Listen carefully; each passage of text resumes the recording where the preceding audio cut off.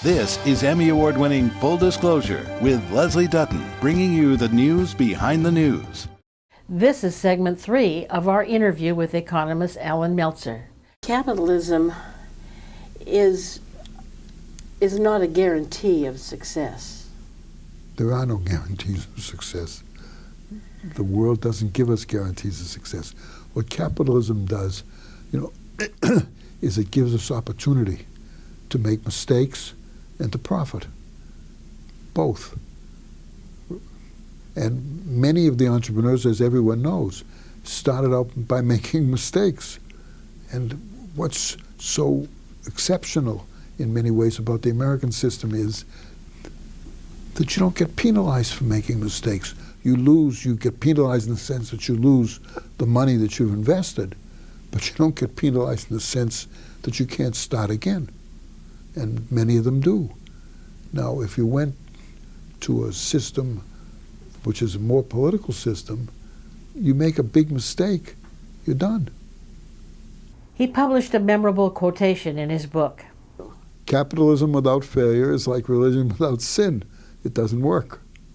And so if it doesn't work, it has a right to fail and be made better under different circumstances. Yeah, it's called freedom. It's called freedom. You fail, you're free to fail. You're free to succeed. Just as you're free to succeed, you're free to fail. You have a big marketplace, the country, the world, the district, and you have to try your ideas and your product against what people may or may not want. And sometimes, who knows what they're going to want. Could you or I have predicted whether Twitter would be a huge success? Of course not. It was a gamble. It succeeded enormously. An example, when Microsoft started, it started with IBM. IBM chose to own the machines. Microsoft chose to own the software. That was the right choice. IBM made the wrong choice. Everyone knows that out here, Xerox invented many of the things that became the basis for Apple and Google, but it didn't exploit them. Other people found them, figured out how to use them, and exploit them. That's what our system is. It's a system in which, under freedom, people can make choices which are beneficial or which may turn out to be wrong. That's the great strength of the system. People can fail. But the basis of improving society is the survival of the fittest. Capitalism is based purely on merciless competition. Oh, absolutely. It only works with competition. But countries like China don't compete fairly. They don't allow unions to provide costly benefits to the workers in their factories. Can the capitalist system compete with countries who employ slave labor? Yes. They can? Yes. We've done it for centuries. We do it by having higher productivity. By giving free people are more productive people. They think of new ways to do things. Slaves don't do that. Think about the competition we were in with the Soviet Union. They were pretty close to slaves. If I once spent an afternoon with a Russian economist who was a member of the Russian National Academy. And I said to him, how can a system work in which there are hundreds of millions of people and only a few million people to supervise and regulate them? And he said, you see, you show that you don't understand how that system works. The system is, they don't control you, you control yourself. You don't know who works for them, who's going to report you.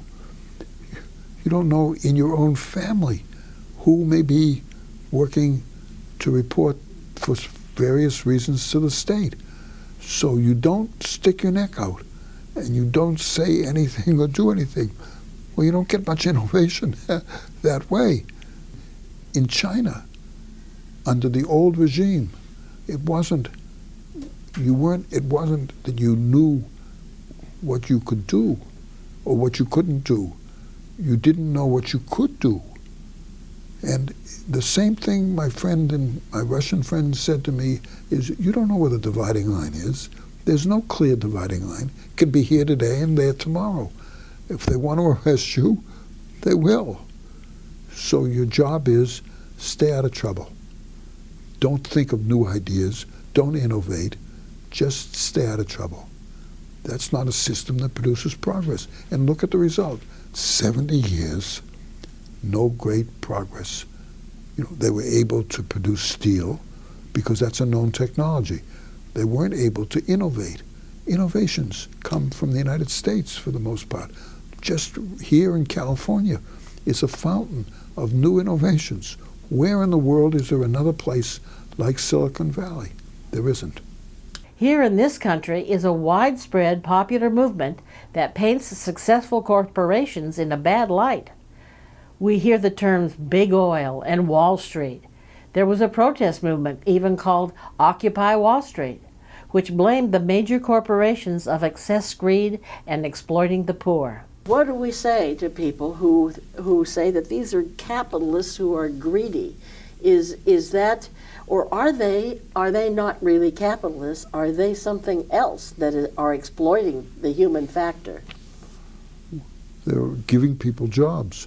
Now, we want to have rules which require them to behave humanely, but if they create jobs for people, give people opportunities. Look, America is the story of people who came here as immigrants. I mean, think about the Koreans in the current generation are a wonderful example. The Koreans in New York used to own many of the fruit stands. They didn't let their children work there. They told them, your job is to get educated. Get into the middle class. Don't run a fruit stand. Become a doctor, a lawyer, an engineer, a businessman, an accountant. That's the history of America. That's what all the immigrant groups have done. That's how we got the huge middle class we did. Greed is just another word for the fact that people are using incentives to create opportunities. Now, there have to be restrictions on inhumane behavior, and we have lots of those. We challenged his ardent support for capitalism. In light of the Siemens bribery, Enron, WorldCom, and Madoff's situation, doesn't the capitalist system encourage corruption? Is that what the rule of law is supposed to prevent? Yes, that's what the rule of law is going to. Those are not failures of capitalism. Those are failures of human beings.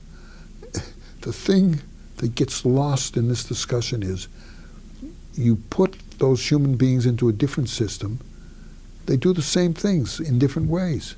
You don't get rid of evil by socializing the system. People carry their evil there.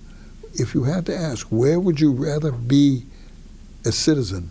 In the relatively free United States, subject to some of these corrupt individuals, or in the Soviet Union, where they have a great deal more power over you and you have very much less freedom? You don't get rid of the problem of corruption. Those are human problems. In my book on why capitalism, I go back to the great German philosopher who said, from timbers as crooked as those from which man is made, you do not get straight boards. Right? Now, what is that? That's just medieval Christianity. Human beings are imperfect. We need to have things which make them better. That's the role of the church. It's not the role of the capitalist system. The capitalist system deals with people as they are. There are some who are evil and will get into positions of power, but that's true in every system. There's no way that we can design a system which will sort through who are the good people and who are the bad people until we put them into circumstances where they have the opportunity to show what their real beliefs are. So it's a human failing, and we have to recognize one of the things which makes capitalism difficult to convince people about is it's always easy to show on paper that there's a system which is better. What is difficult is to make it work. It brings to mind Winston Churchill's line, "Capitalism is the worst of all economic systems, except for all the others." If you go back to the 1890s, you had a lot of talk about robber barons and a lot of efforts to reform against the robber barons. Now, who were the robber barons? Well, they were people like Leland Stanford, who was building railroads, doing things that made progress in the country. So they profited. People who didn't like the fact that they profited gave them names like robber barons. Now, maybe they did things that were unethical, and that's a human failing. We have to recognize that there are human failings, and we have to do what we can to minimize their danger. But we don't want to minimize that danger at the risk of killing our system. And that's one of the things we need really in these days to worry about. A sobering reminder. We want to thank Dr. Meltzer for appearing on Full Disclosure today, and we want to know what you, the viewers, think. Do you think that capitalism and the free market is the best system? Or do we need an activist government that regulates and controls how corporations and individuals conduct their business? Please call our Full Disclosure Town Hall number and let us know what you think at 1-800-867-7777. That's 1-800-867-7777, and leave your name and number and we'll get back to you. Or you can log on to our website at fulldisclosure.net and leave your opinion there. And if you leave your email address, we'll be happy to respond. I'm Leslie Dutton. Please join us for the next edition of Full Disclosure. Thank you. To respond to this question or comment on this program, please call 800-867-7777 or visit fulldisclosure.net. Transcripts or DVD copies of this program are also available on our website. Full Disclosure, the news behind the news.